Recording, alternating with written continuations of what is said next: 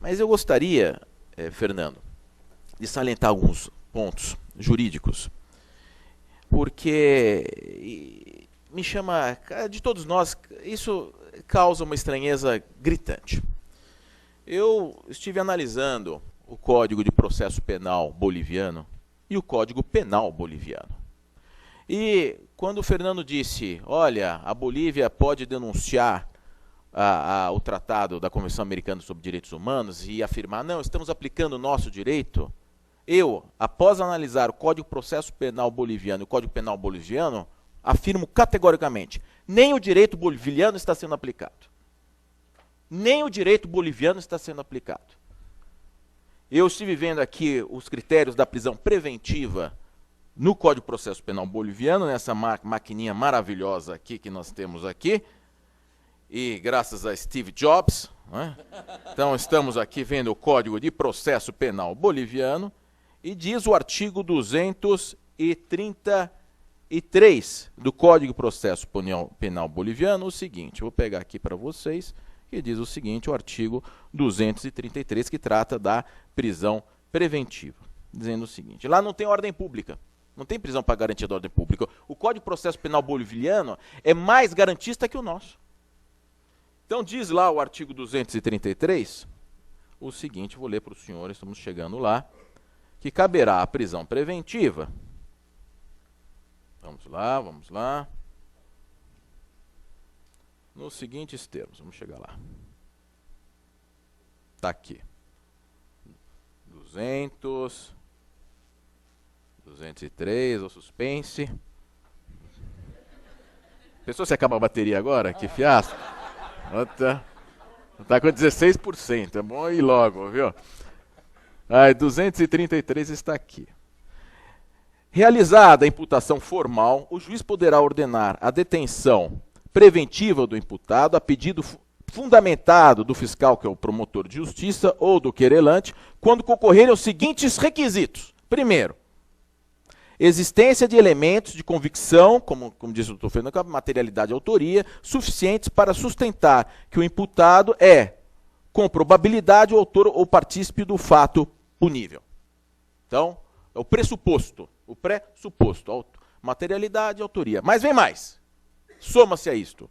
A existência de elementos de convicção suficientes de que o acusado não se submeterá ao processo ou obstacularizará a averiguação da verdade.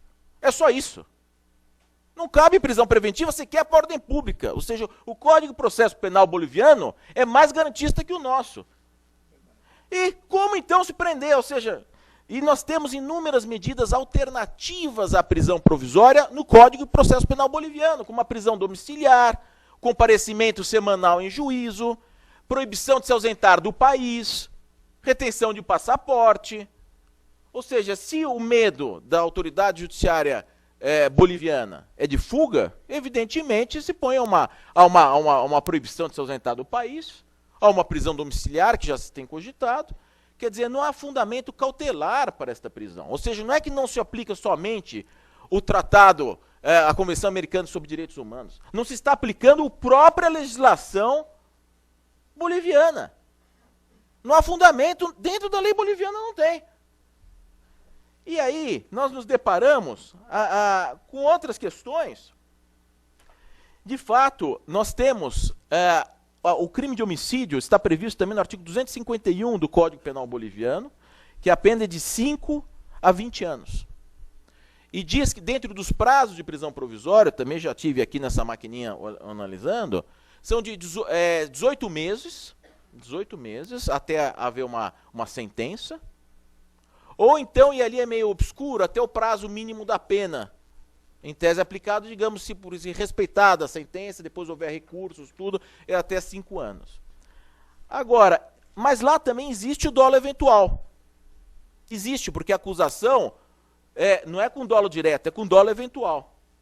E o Código Penal boliviano, agora vamos para o Código Penal boliviano, ele diz o seguinte sobre o dolo eventual.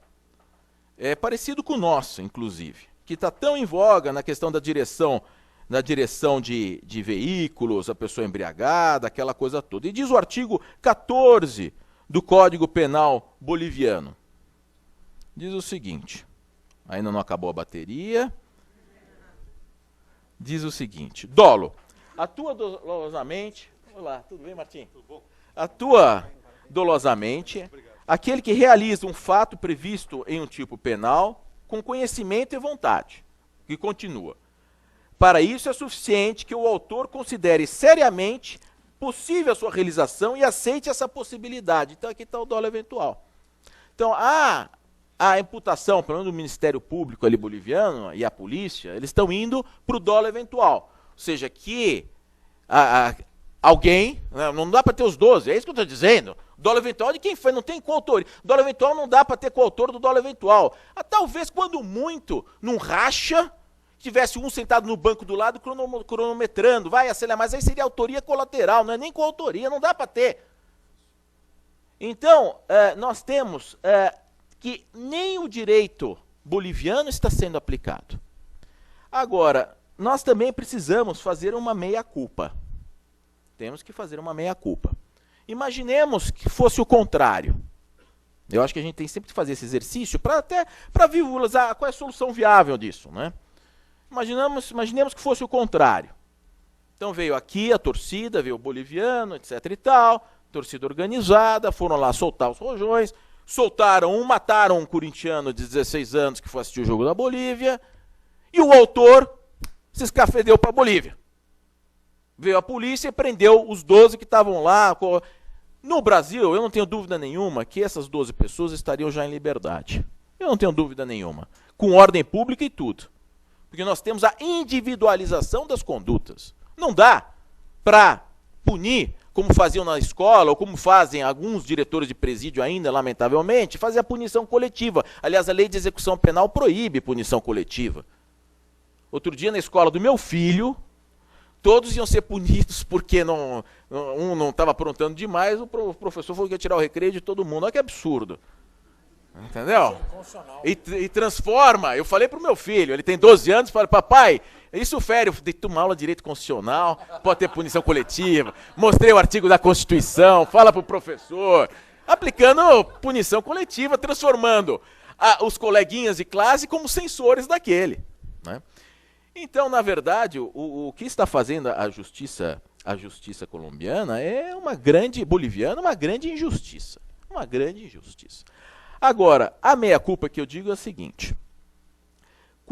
Assim que esse moço, esse menor aqui se apresentou à promotoria, eu estava na Rede Bandeirantes de televisão, dando uma entrevista ao vivo. E eu disse, olha, existe a possibilidade do promotor aqui da infância e da juventude, o juiz, solicitar, requerer a internação desse jovem. Ou uma medida cautelar, instaurar aqui um processo para averiguação de ato infracional.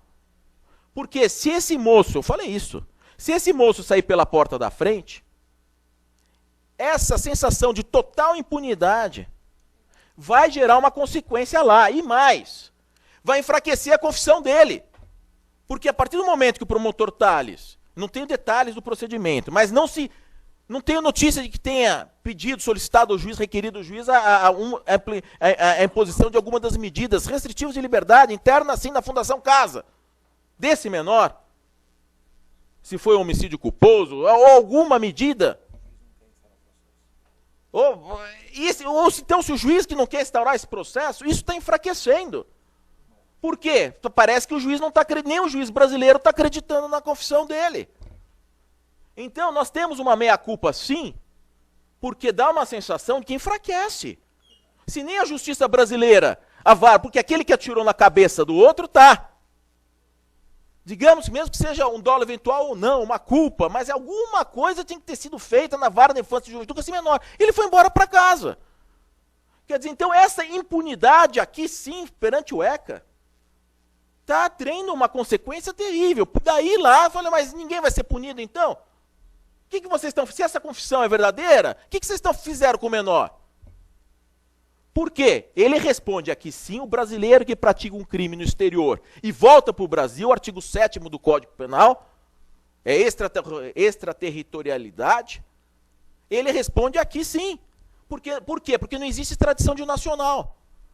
Lá na Bolívia, 16 anos é imputável penalmente, como queremos, muitos aqui querem baixar a responsabilidade penal. Lá é. Se ele for, ele pode ser processado lá, esse jovem. Só que se ele for condenado e vier um pedido de extradição, nunca vai acontecer a extradição dele. Não existe extradição nacional. Então ele pode ser, sim, esse jovem, esse adolescente, ser processado na Bolívia, pode, só que vai ser impraticável a execução dessa pena e condenado. Ou então pode o Brasil processá-lo aqui, dentro das leis brasileiras, que é a aplicação dos 3 anos lá do ECA, aquela coisa toda. Então, essa frouxidão do nosso judiciário enfraqueceu a situação política, por que não? Mas uma situação, enfraqueceu a própria confissão dele. Eu, se fosse juiz lá, mas tudo bem, confissão, o que o Brasil fez? Mandou ele para casa. O juiz não quis instaurar o procedimento. Então o juiz não está acreditando? Então, essa situação da Vara da Infância e Juventude em nada colaborou com isto. Primeiro aspecto. Né? Como advogado. Eu falei, puxa, aliás, uma coisa inédita, né? É a primeira vez que eu vi um advogado falar, meu cliente é culpado. Eu vou provar. Eu vou provar a culpa do meu cliente. Quer dizer, até um troço. É um troço de maluco. Afinal, esse advogado era advogado do menor ou advogado dos 12? Eu nunca vi isso, Fernando. Meu cliente é culpado, pelo amor de Deus, impõe então a ele uma internação de 3 anos na Fundação Casa. E você imagina que ele é relator da prerrogativa. Isso é um absurdo. Realmente, esse advogado, com todo respeito, que advogado é esse? Aí até uma tergiversação, eu não sei. Mas não dá para ser, mas eu não sei, mas é que é uma atitude estranhíssima. Caberia aqui o promotor Tales falar, ele é culpado, advogado. Não, veja bem, pode ser outro, não era ele. É ele mesmo, ele deu uma entrevista. Eu vou provar que o meu cliente é culpado. Isso é insano. É algo que eu nunca vi. Se tivesse uma justificativa, olha, ele confessa e, por favor, o seu juiz, não interne. Prenda. Mas não, o juiz nem abriu o procedimento. Não, esse é um ponto que eu gostaria de salientar dentro dessa meia-culpa. E outra, o Brasil está frouxo mesmo. Está frouxo. Está frouxo. Aliás, nós, em parte internacional, faz tempo que estamos frouxos. Desde que a Petrobras teve aquele problema lá com o seu Evo Morales, que nós estamos frouxos. Lembra da invasão da Petrobras, aquela coisa toda? O Brasil ficou imperialista, né? O Brasil é visto com restrição nos nossos vizinhos, porque nós crescemos. Mas nós estamos frouxos por quê? A venda desses sinalizadores deveria ter sido banida, proibida, a venda livre, por um decreto da Presidência da República. Ou de quem quer que seja, do governo federal. Ou então do governo estadual, pelo menos diz isso. Olha, o Brasil está tomando as medidas, Justiça Boliviana. Nós, União, Estado, município, Brasil, Estado brasileiro, não compactua, lamenta o que aconteceu, estamos, primeiro, internamos o menor aqui, na Fundação Casa, não está impune, e segundo, proibimos a venda de sinalizadores. Por que aconteceu lá? Podia ter acontecido aqui. Mas não se faz, continua vendendo. Mas sinalizador de barco... O que vai fazer o cara lá com a camisa da Gaviões da Fiel, ou da Mancha Verde? Mano, vê aí, sinalizador aí, tem um de 50 e um de 30, vê uma baratinho aí, mas você tem barco? Não, mano, vou levar lá pro jogo, né, mano? Mas isso é perigoso. Quer dizer, também há uma irresponsabilidade de quem vende, das nossas autoridades que se omitem, sim. Por que continuar vendendo esses sinalizadores de navio afundando, de naufrágio, na 25 de março aqui do lado? Está errado. Então, nós temos essa meia-culpa. E agora começa a atuação dos advogados. Pois bem, eu li, se fala muito, que isso surgiu um novo laudo agora, não sei como, que seria impossível, apesar do vídeo da Globo, aquela coisa toda, não sei o quê, e dele ter disparado, ele ter aquele projétil que seja, aquele sinalizador, que atravessou a cabeça do moço, coitado, daquele jovem, ter saído daquela direção. Uma coisa muito... Eu não sei se é uma perícia que fizeram, uma coisa meio estranha, porque aquilo deve fazer um estrago na cabeça da pessoa. Difícil você ver se veio de cima, de baixo para cima, de trás para cima. O movimento das pessoas, eu acho meio difícil. Mas, de qualquer forma, se for caminhar por esse sentido, nós vamos ter aí uma tese de defesa alternativa. Eu acho que começa a enfraquecer. O meu menor confessa, mas ele está iludido. Ele acha que ele é culpado, mas ele não é culpado, porque foi o outro. Aí começa a enfraquecer. Peraí, não foi o menor? Agora foi de outro? Quer dizer, você também entra por uma outra linha, né? Muito delicada. Agora, dentro desse contexto, eu acho que com o tempo as coisas vão, acredito, espero, né? Porque o Código Penal boliviano está aí, o Código de Processo Penal boliviano está aí. Agora, se a coisa, talvez os diplomatas tenham essa sensibilidade, se nós formos engrossar o discurso, o que não vai, o Brasil não vai fazer isso nunca. Não vai, esquece. Já sinalizaram, Itamaraty, não, veja bem, porque vão morrer, vamos polarizar o assunto. Talvez daqui 6 meses, 1 ano, aí vem uma sentença, depois de amargarem 6 meses na prisão, acaba vindo uma absolvição, alguma coisa assim, que seria lamentável, porque eles estão sofrendo lá. Hoje saiu no estado de São Paulo, né? Castigos e doenças afligem os corintianos. Pegaram lá com o Nextel, deixaram no chiqueirinho lá e pegou. Agora, então nós temos critérios jurídicos. A prisão é ilegal. Essa situação dentro da lei boliviana é ilegal. Isso vai demandar contratação de pareceristas, né? Mas tem que contratar jurista ali, boliviano. Tem que, entre aspas, bajular, digamos assim, os profissionais. Não adianta contratar gente daqui, o doutor Fernando dá um parecer, alguém dá um parecer aqui, olha, a lei boliviana está errada, não sei o quê, porque aí você vai afrontar o ego.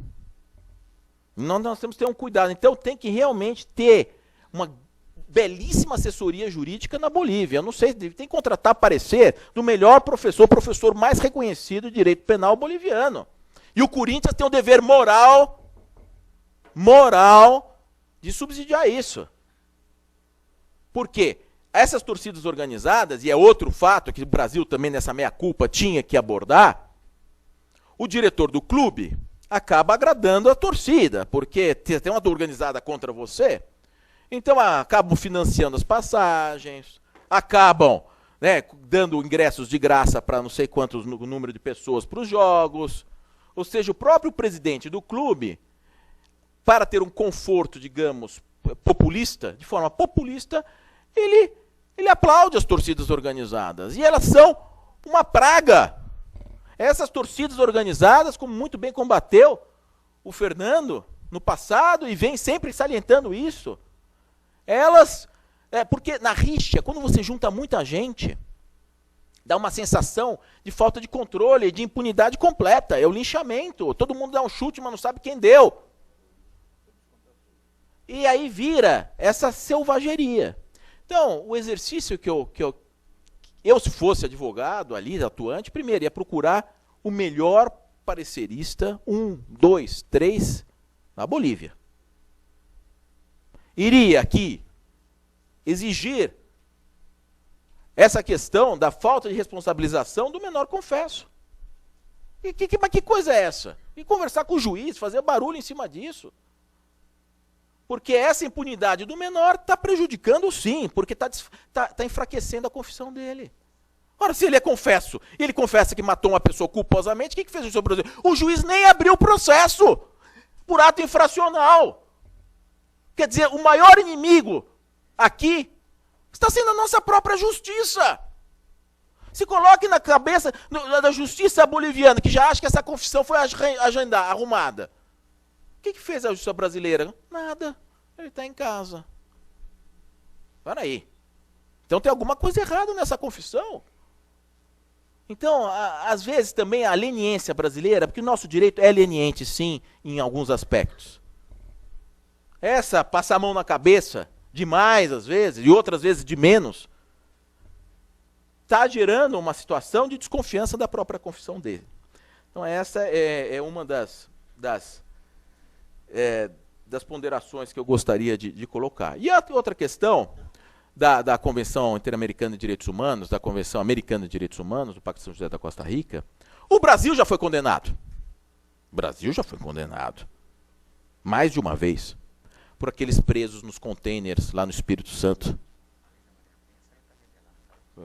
Teve mais de uma condenação. E o Brasil foi condenado. E o que acontece com o que é condenado na Corte Interamericana? Na verdade, é uma sanção internacional, mas ela não tem força cogente. Ela não tem como. O que aconteceu com o Brasil? Você está condenado. Talvez alguma aspiração político internacional, de um assento na ONU, né? De tratado. E ainda mais aqui só na ALCA, no ambiente, teria um posto dentro da ALCA. Agora, a Bolívia, a impressão que me dá é que realmente esse justiçamento da morte desse moço, triste, lamentável, ninguém queria, podia ter acontecido aqui, está se transformando para eles, eu acho, numa questão de Estado. Eu acho que para eles está uma questão de Estado. E eu realmente não sei aonde esse Ministério Público lá está com a cabeça, esse juiz está com a cabeça, essa delegada está com a cabeça. Agora, repito pela 50ª vez, o fato de não se ter instaurado um procedimento, sequer instaurado um procedimento, eu vou lá e confesso que matei. Quantos promotores de outras linhas também não poderiam vislumbrar um dolo eventual aí? Um monte! Porque você tirar um troço daquele no meio de uma multidão, você assume conscientemente a possibilidade de matar uma pessoa. Não está cheio disso aí, dessas interpretações? Está cheia. Eu tenho um caso parecido aqui.